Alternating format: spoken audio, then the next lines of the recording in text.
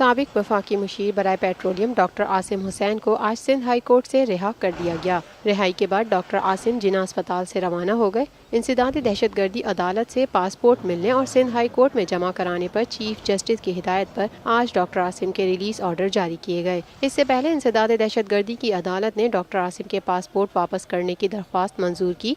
ATC court ने उन्हें दोनों पासपोर्ट वापस करने के अहकाम दिए। इंसदादी दहशतगर्दी की अदालत में डॉक्टर आसिम के दोनों पासपोर्ट दहशतगर्दों के इलाज की फरहमी के केस में जमा थे। ये है TNN TV। देखते रहिए ताज़ा तरीन खबरें और एक्सक्लूसिव रिपोर्ट्स।